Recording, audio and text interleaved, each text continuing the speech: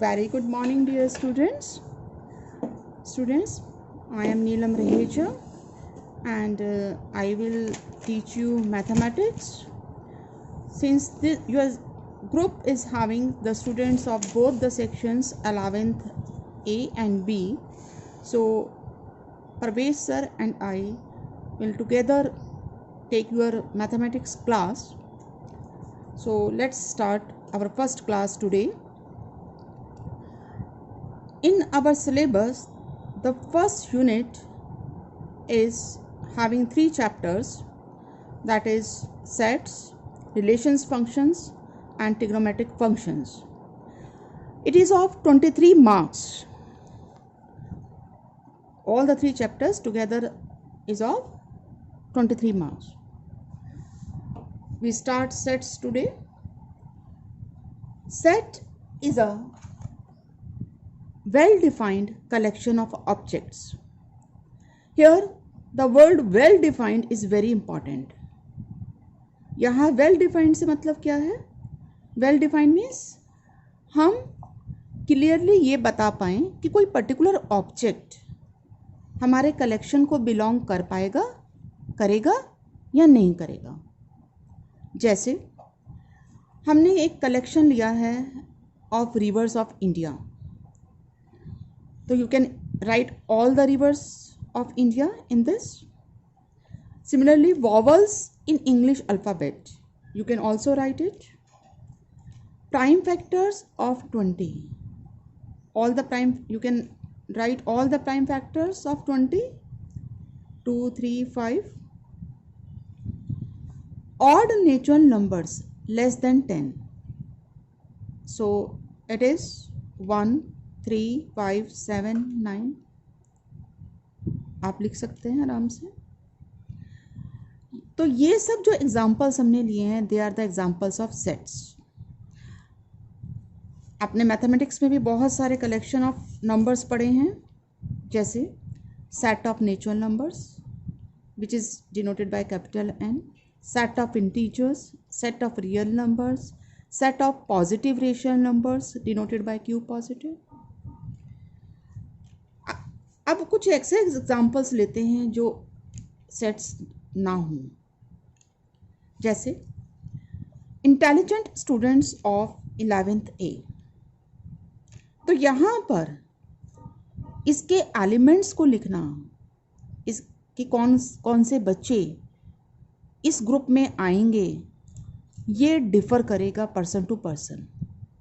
For me a particular student may be intelligent, because for me I have some particular definition of intelligent in my mind.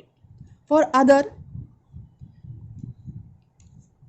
that student may not be intelligent, so he may not write the name of that particular student in this group. जैसे कोई बच्चा suppose अमन है, अमन को मैं intelligent मान भी सकती हूँ और आप हो सकता है उसे इंटेलिजेंट ना माने. तो यहाँ पर उस पर्टिकुलर स्टूडेंट के लिए एम्बिग्यूटी है, वो हो भी सकता है इस पर्टिकुलर कलेक्शन में और नहीं भी हो सकता है. सो वो ये जो कलेक्शन है ये हमारा वेल डिफाइंड नहीं हुआ, क्योंकि हमने यहाँ इंटेलिजेंट की डेफिनेशन को, इंटेलिजेंट वर्ड को डिफाइन नहीं करा है कि किसको हम इंटेलिजेंट मान रहे हैं, किस बच्चे को. तो this is not a set. इसी तरह से toll students of KB1 Roorkee, तो यहाँ पर टॉल वर्ड डिफाइंड नहीं है कि कितने फीट से ऊपर का बच्चे को टॉल मानना है. तो इसलिए क्लास में एक पर्टिकुलर बच्चा या स्कूल का एक पर्टिकुलर बच्चे को मैं टॉल मान सकती हूँ, कोई दूसरा पर्सन उसे टॉल नहीं मान सकता है, तीसरा टॉल मान सकता है, चौथा नहीं मान सकता है. तो यहाँ पर इस कलेक्शन के लिए एम्बिग्यूटी है. We can not, the collection will be differ if it is written by different persons, so it is also not a set. Similarly, the dangerous animals on earth, यहाँ पर भी dangerous word well defined नहीं है. कोई dog को भी dangerous मान सकता है, कोई दूसरा डॉग को डेंजरस नहीं मान सकता है. तो इसी तरह से ये भी एक सेट नहीं है. Now sets are represented by capital alphabet. हम जो सेट्स हैं उसे हम कैपिटल अल्फ़ाबेट से रिप्रेजेंट करते हैं। जैसे हमने नंबर्स के केस में देखा, नेचुरल नंबर्स को हम कैपिटल एन से रिप्रेजेंट करते हैं, इंटीजर्स को हम कैपिटल जेड से रिप्रेजेंट करते हैं, रियल नंबर्स को कैपिटल आर से रिप्रेजेंट करते हैं। इसी तरह से हम कोई भी कैपिटल अल्फ़ाबेट से सेट्स के कलेक्शन को शो कर सकते हैं, और जो उसके एलिमेंट्स हैं उसके लिए हम स्मॉल अल्फ़ाबेट का यूज़ करते हैं।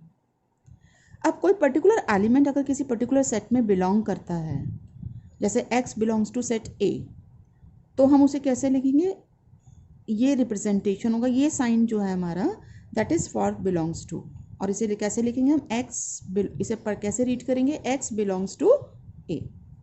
और अगर ये पर्टिकुलर एलिमेंट x A में नहीं है तो हम इस साइन को क्रॉस कर देंगे। It means we will read it as x does not belongs to A। Now sets they are represented in two forms, roster form and set builder form. Roster form को हम tabular form भी कहते हैं। तो इस roster form में we list all the elements which belong to it. जैसे हमने ये एक सेट लिखा है AEIOU। ये क्या है? इंग्लिश अल्फ़ाबेट्स के वॉवल्स हैं। तो रोस्टर फॉर्म में हम जो भी एलिमेंट्स पर्टिकुलर सेट को बिलोंग कर रहे हैं उस एलिमेंट्स को लिख देते हैं और उन्हें कॉमा से सेपरेट करते हैं और उन्हें ब्रेसेस में रख देते हैं। ऐसे हमने दूसरा लिखा है 2, 4, 6, 8। ये क्या है? हमारे इवन नंबर्स हैं, लेस देन 10।